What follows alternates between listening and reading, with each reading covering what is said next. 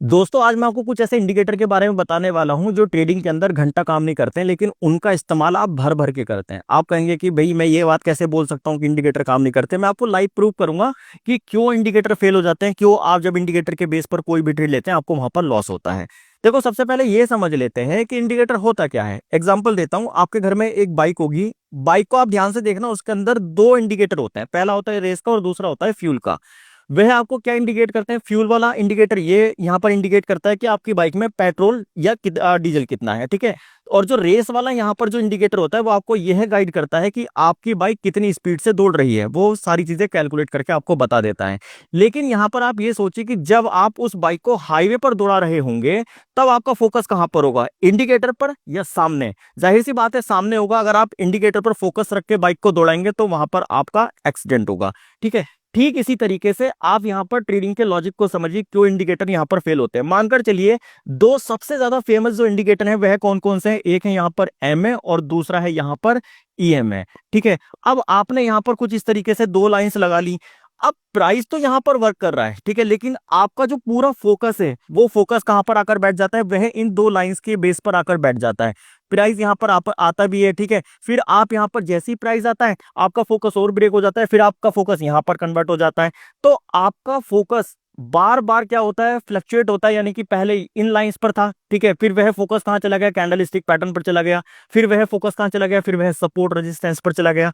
तो कुछ इस तरीके से आपका फोकस जब ब्रेक होता है तब वहां पर आपका हर ट्रेड लॉस में चला जाता है, ठीक है। पहली चीज समझे। अब यहां पर ये समझो कि जो इंडिकेटर्स हैं जिनका हम भर भर के इस्तेमाल करते हैं वो काम क्यों नहीं करते हैं, ठीक है। मैं आपको एक डीपली एक्सप्लेन करके समझाता हूं। दो सबसे फेमस जो इंडिकेटर मैंने आपको बताए, एक एमए और दूसरा ईएमए, ठीक है। अब देखो इनको यूज कैसे करते हैं हम लोग। कोई बताता है कि भाई इनकी सेटिंग आप 9 रख लो, ठीक है। कोई कहता है यहाँ पर 21 रख लो, ठीक है। और कोई कहता है कि यहाँ पर इनकी सेटिंग 50 रख लो। यानी कि सीधी सी बात है, हमें एक झूठ बताया गया कि आप 1 से लेके 100 तक की जो गिनती है, ठीक है, वहां पर आप कोई भी नंबर रख लो, ठीक है। और हमें क्या बताया जाता है कि जब छोटा एमए, ठीक है, बड़े एमए को नीचे से ऊपर की तरफ क्रॉस करेगा तो हमें यहाँ पर कॉल लेना है। और जब छोटा एमए बड़े एमए को ऊपर की तरफ से ब्रेक डाउन करेगा तो हमें यहाँ पर सेल करना है, ठीक है। कुछ इस तरीके का लॉजिक के साथ हमें इन इंडिकेटर्स के बारे में इंट्रोड्यूस कराया जाता है और सिखाया जाता है। बड़े बड़े मेंटोर ने इसी के बेस पर अपना एक कोचिंग जो है ना, कोचिंग साम्राज्य खड़ा कर दिया और वो सिर्फ इसी चीज को सिखा रहे हैं। लेकिन यार ये चीज काम बिल्कुल भी नहीं करेगी। अगर आप जेन्युइन ट्रेडर है ना, मैं आपको सिर्फ इतनी बात कहना चाहता हूं, एक बार आप यूएस के ट्रेडर्स को देखो, बाहर के ट्रेडर्स को देखो, जो लोग ट्रेड करते हैं वो कभी भी एमए के बेस पर ट्रेड ही नहीं करेंगे, ना ही ईएमए को यूज करेंगे। लेकिन हमारे भारतीय ट्रेडर जितने भी है ना, वो इन इंडिकेटर के पीछे लगे रहते हैं। वो कहते हैं कि भाई एमए काम करेगा, ईएमए काम करेगा, इसकी सेटिंग उसकी सेटिंग, कमेंट करते करते रहते हैं दूसरे यूट्यूबर्स को कि भाई सेटिंग बता दो, कौन सा आपने एमए लगा रखा है, कौन सा ईएमए लगा रखा है। ये फालतू की बातें हैं। आप प्लीज इन इंडिकेटर्स को यूज मत करो, ठीक है। आप वरना क्या करोगे? अपना सारा फंड जीरो कर लोगे और जो लोग ट्रेडिंग को नए नए आए ना करने के लिए, वो भी यहाँ पर अपना फंड जीरो करके जाएंगे। यानी कि इंडिकेटर के बेस पे लॉस ही होगा। एक और चीज बताता हूँ, एक इंडिकेटर का नाम आपने और सुना होगा जिसका नाम है यहाँ पर सुपर ट्रेंड, ठीक है।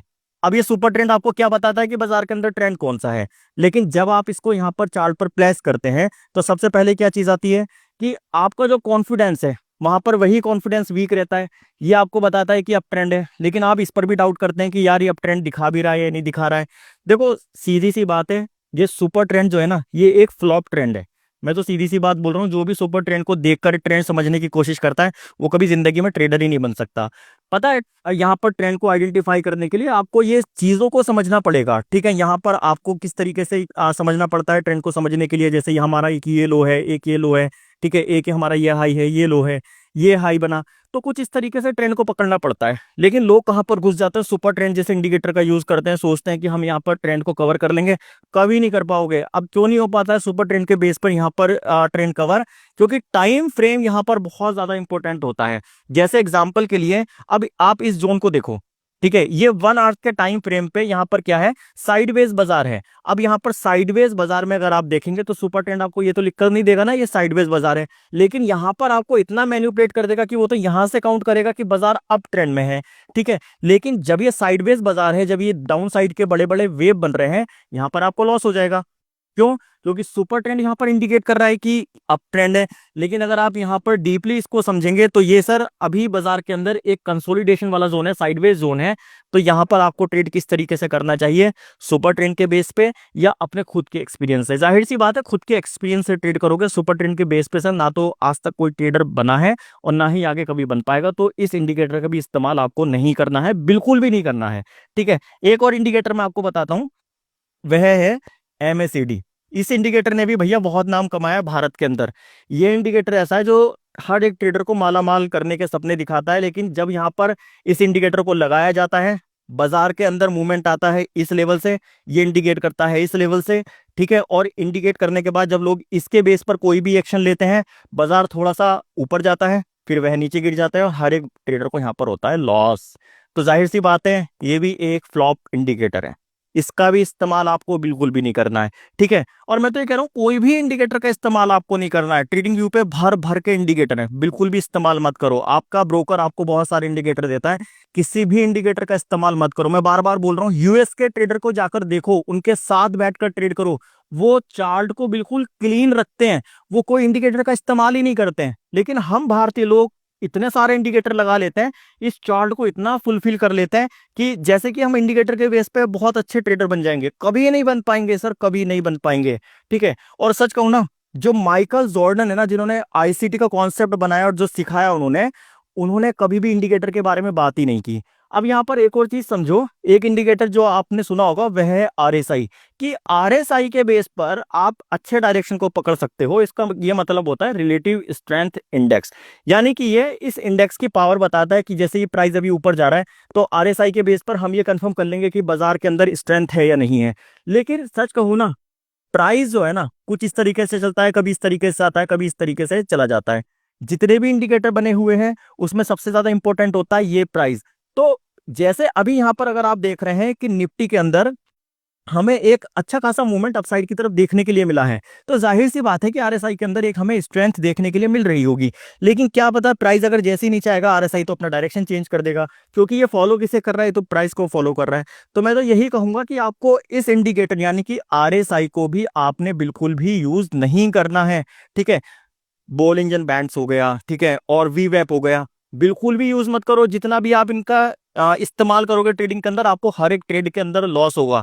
देखो, बाजार सम्राट एकेडमी ना भारतीय ट्रेडर को अवेयर कर रही है कि वह गलत तरीके से ट्रेडिंग ना करें, क्योंकि हमारा भारतीय हमेशा लुटता जा रहा है। जो फॉरेनर्स हैं, यूएस के जो ट्रेडर हैं, वो हमारे इंडियन मार्केट में ट्रेड करते हैं और पैसा लूट कर चले जाते हैं। आपको भी मालूम होगा कि जेन स्ट्रीट नाम की कंपनी 36,000 करोड़ रुपए हमारे भारत से लूट कर चली गई। कैसे?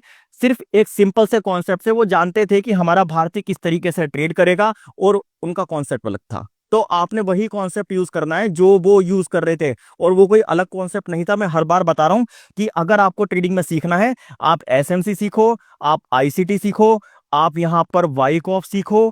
ठीक है, आप यहां पर सीखो सर वॉल्यूम प्रोफाइल, आप यहां पर सीखो सर सीधा सीधा गेन पैड सीखो। ये कॉन्सेप्ट ऐसा जो काम करेंगे आपके लिए।